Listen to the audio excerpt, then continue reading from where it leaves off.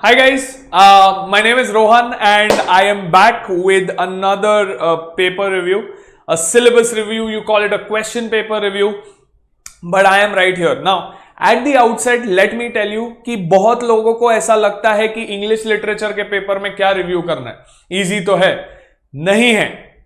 That's exactly the myth that I'm here to bust. All right.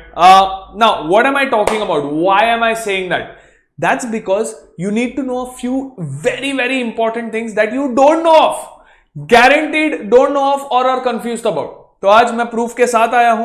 All right. So we are going to do the paper review. Have a look at how your literature paper is designed and how you should go about it. ठीक है? Very quickly. हम time waste नहीं करेंगे. तेरे पास 2 महीने है, मेरे पास भी कुछ ज्यादा टाइम नहीं है, तो हम दोनों फटाफट पेपर रिव्यू देखते हैं लिटरेचर का. ठीक है? लैंग्वेज का हमने देख लिया है. Let's now look at literature. Okay.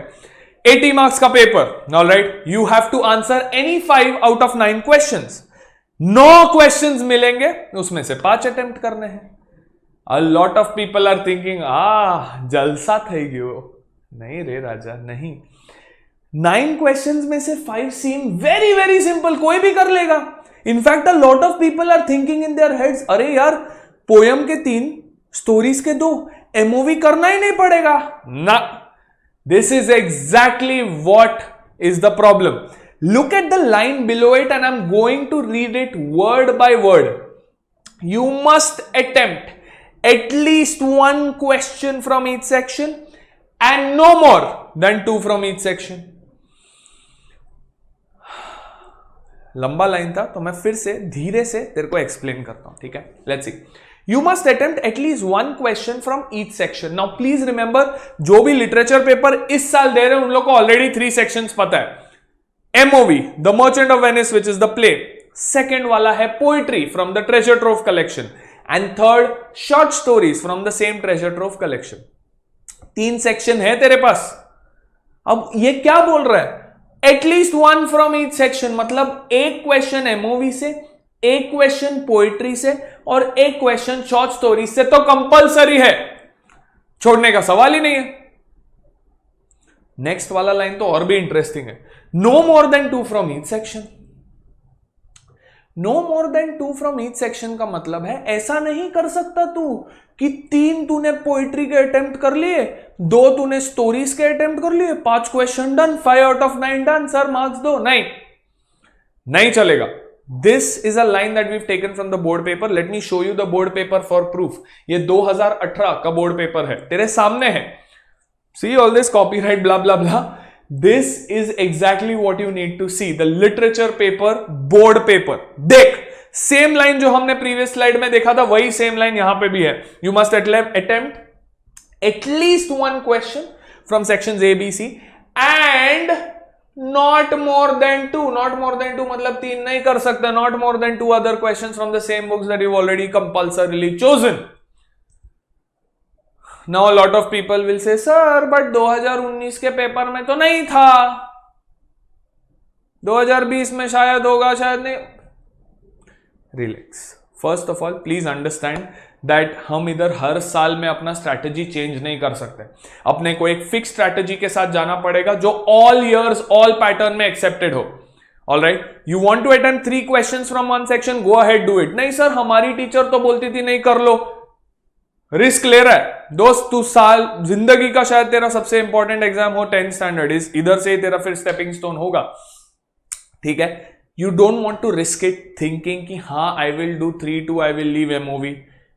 All right, please don't be under that impression. At least 1 is compulsory and no more than 2. मतलब please don't attempt 3 questions from poetry. Can you imagine what will happen if 1 question तूने किया है and corrector सीधा वो cut करता है saying it is an extra question. That's the stake of 16 marks. 1/6. You do not have the ability to take that much risk. That's 1/5 of your paper, all right? So don't do that. All right. Now let's see. What are the options that you have? Your 3 sections are here. ये table ना काफी लोगों को समझता नहीं. I draw it, but it's a very complex table, even for people those who are very good at maths. Let's see. MOV, poem, story, और ये है total. ठीक है? ये टेबल ये बताता है कि तू क्या क्या अटेम्प्ट कर सकता है. ठीक है? कैसे फॉर्मेट में अटेम्प्ट कर सकता है, क्योंकि तेरे को 5 क्वेश्चन अटेम्प्ट करने हैं, कितने में से? 9 में से। ऑलराइट, तो ध्यान से सुन, देयर इज अ पॉसिबिलिटी कि तू 2 एमओवी का क्वेश्चन अटेम्प्ट कर सकता है, 2 पोएम्स का क्वेश्चन अटेम्प्ट कर सकता है और 1 शॉर्ट स्टोरी का क्वेश्चन अटेम्प्ट कर सकता है। I am sorry, I just go back very quickly. Okay, here we go.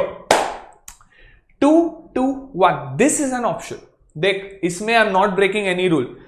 I am attempting at least 1 from each section and no more than 2। ये सब में फॉलोड है, ठीक है। The second option that you have is 2 from MOV, 1 from poetry and 2 from short stories. And the third and the last option is this one, 1 from MOV, 2 from poems and 2 from stories. तीनों का total होता तो 5 है, जो तेरे को attempt करना है, 5 out of 9। क्या करे, कौन सा करे, यही लोगों के माइंड में डाउट रहता है। चल बहुत क्विकली इसको खत्म करते हैं। Now let's be very very sure, if you are good at MOV, तुझे एमओवी के 2 क्वेश्चंस अटेम्प्ट करने चाहिए। There are no two ways about it. If your answer writing capability has been good, if you've been getting marks for so many years, in fact the last 2 years in MOV, and by MOV I mean Merchant of Venice, भाई ये तो पता होना चाहिए, तो तू 2 attempt कर ले।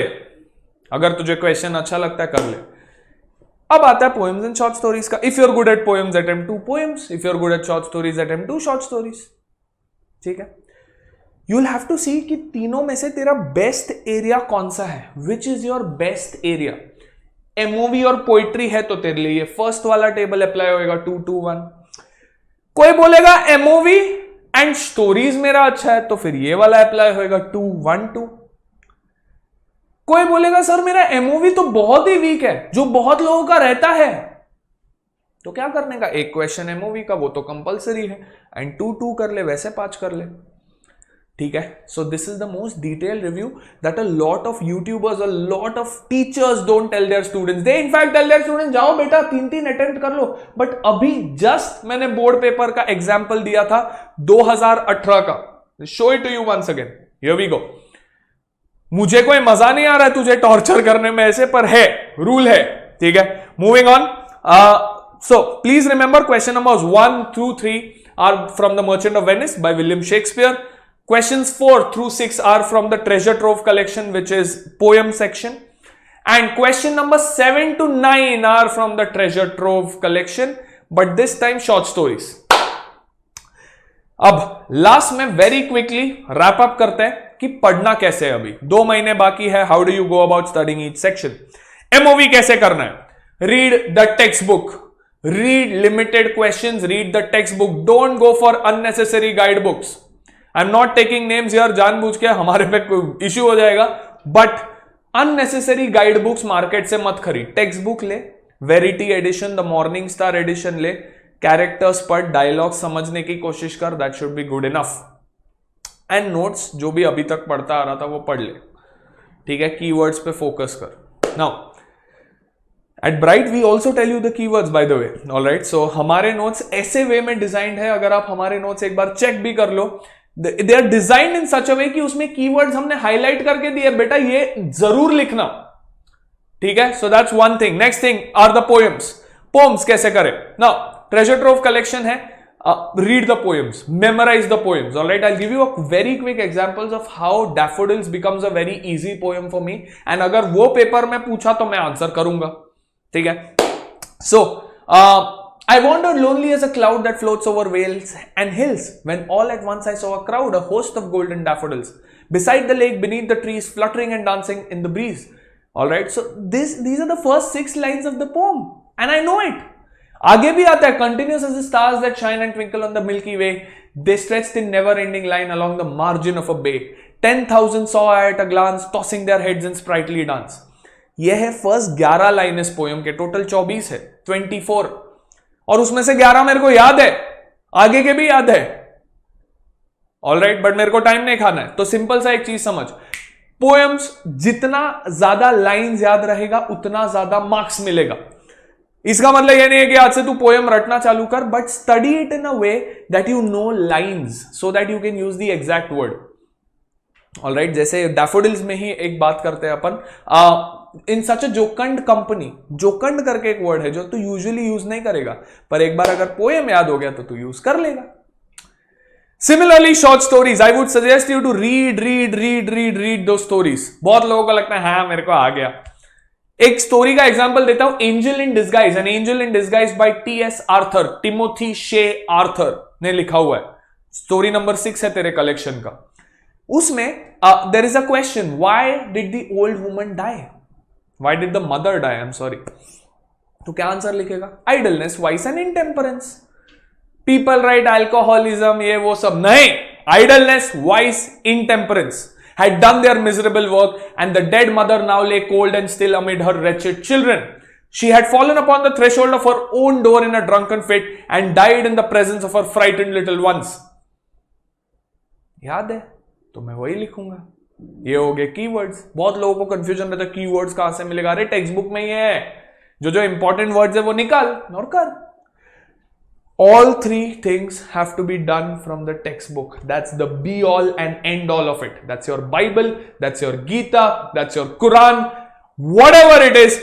This is exactly how the literature paper should be attempted. And if you are with Bright, you are right. All right. So see you guys. Bye bye. Best of luck for your exam. See you.